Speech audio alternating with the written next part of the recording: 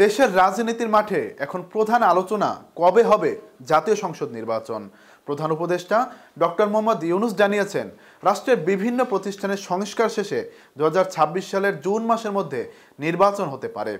কিন্তু প্রধান রাজনৈতিক দল বিএনপি চায় দ্রুত নির্বাচন। এর বাইরে নানা ক্ষেত্রে সরকারের অদক্ষতা নিয়েও কথা চলছে সব মহলে।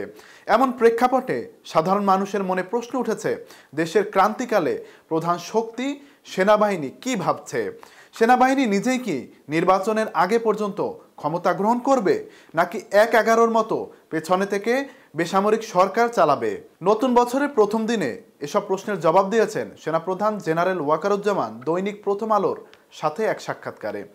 নির্বাচনের সময় নিয়ে সেনাপ্রধান জানিয়েছেন, দেশের মানুষ একটি ভালো নির্বাচন চায়। অন্তর্বর্তীকালীন সরকারের লক্ষ্য তেমন নির্বাচন দেয়া।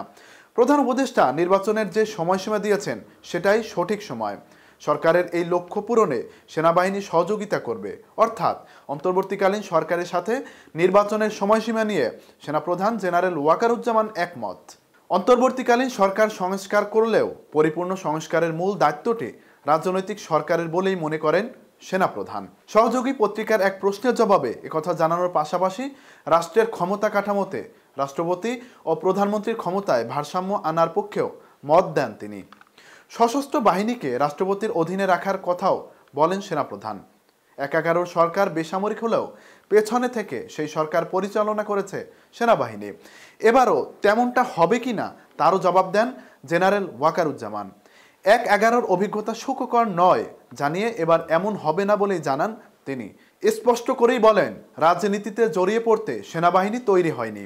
অতীতের প্রসঙ্গ টেনে সেনাবাহিনী নিয়ে সাধারণ মানুষের আগ্রহেরও জবাব দেন সেনাপ্রধান। অতীত থেকে শিক্ষা নেয়ার কথা জানিয়ে তিনি বলেন, সামরিক বাহিনীর অবশ্যই রাজনীতিতে হস্তক্ষেপ করা উচিত নয়।